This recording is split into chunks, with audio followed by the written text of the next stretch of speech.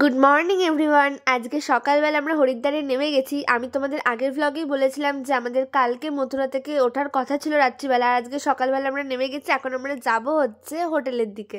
এখন বাজে ঘড়িতে 8:45 আর আমরা হরিদ্বার স্টেশনের সামনে দাঁড়িয়ে আছি। এবার আমরা হোটেলে যাব, দেন গঙ্গা স্নান করবো, তারপর মনসা পাহাড় চণ্ডী পাহাড় পুজো দিতে যাবো। তো তোমরা দেখতে থাকো।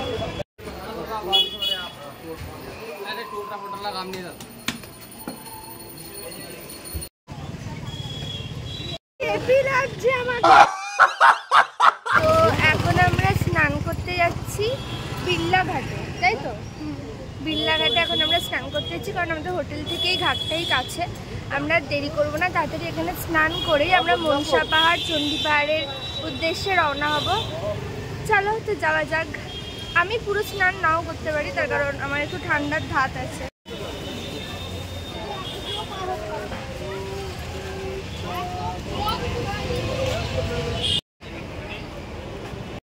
স্রোত মানে হরিদ্বারে তো গঙ্গায় মারাত্মক স্রোত থাকে, তাই জন্য চেন ফেন সব কিছু দেওয়া আছে। আমি জাস্ট পাটা আর মাথাটা ভেজাবো, পুরোটা ডুব গালবো না, কারণ আমার ঠান্ডা লেগে যাবে। এখনো 3-4 দিন আছে, সো তোমরা দেখতে থাকো।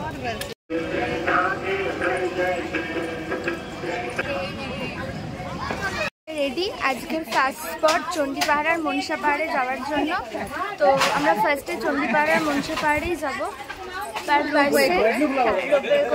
পার পার্সন 550 টাকা করে আমাদের পড়ছে। পুরো হোটেল অবধি আমাদের ছেড়ে দিয়ে আসবে।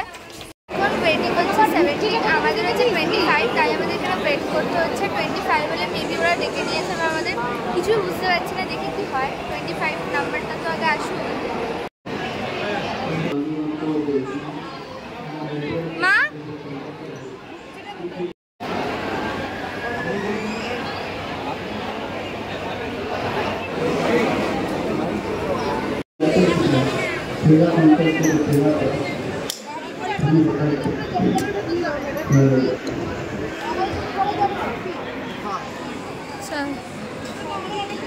খা বোন খা।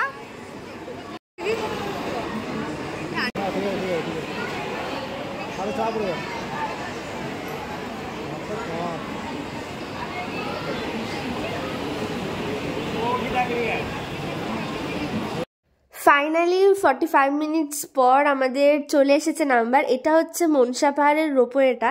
এখান থেকে আমরা চাপবো। যেতে মোটামুটি ওই 7-8 মিনিট মতো লেগেছিল উঠতে।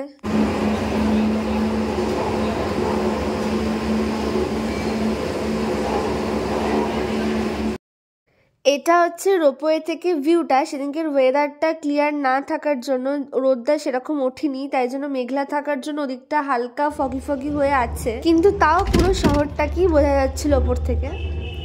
ভীষণ সুন্দর একটা ভিউ দেখা যাচ্ছে এখান থেকে, মানে জাস্ট অসাধারণ। পুরো হরিদ্বারটা দেখা যাচ্ছে, হরিদ্বার শহরটা, সব ঘাটগুলো প্রায় দেখা যাচ্ছে।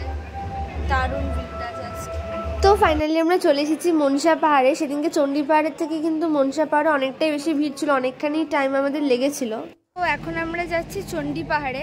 এখানে আপনারা এলে মানে চণ্ডী পাহাড় আর মনসা পাহাড়ে হাতে অনেক টাইম নিয়ে আসবেন, কারণ রোপওয়ের জন্য লাইন দিতে অনেকটা টাইম চলে যাচ্ছে। এমনি খুব তাড়াতাড়ি রোপওয়েগুলো ছাড়ছে, কিন্তু লাইনটা প্রচুর পড়ে। তো এখনই 2:30 বাজে, আমাদের লাঞ্চ হয়নি।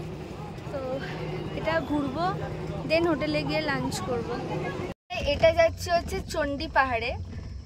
এখানটা বেশি লাইন দিতে হয়নি, কিন্তু ওপরে অনেকই লাইন আছে, প্রচুর লাইন আছে। জানি না কখন হবে শেষ, তারপর হোটেল যাব, দেন লাঞ্চ করব, জানি না।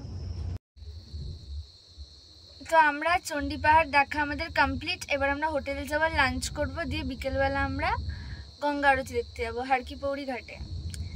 হবে আবার বিকেলবেলা লাঞ্চ করার পর। তো এখনের জন্য টাটা।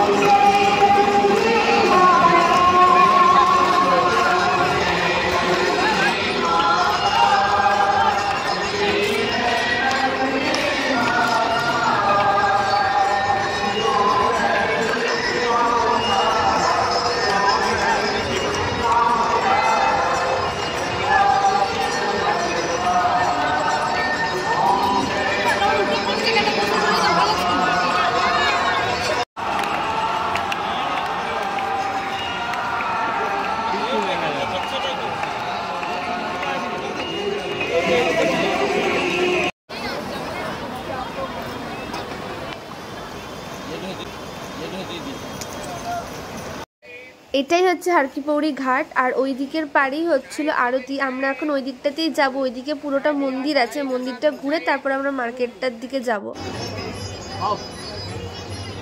আর এটা ছিল ওখানকার ফেমাস স্ট্রিট ফুড আলু টিক্কি চোখা। এটা আমরা খেয়েছিলাম, ভীষণ ভালো খেতে ছিল এটা, তোমরাও গেলে ট্রাই করো।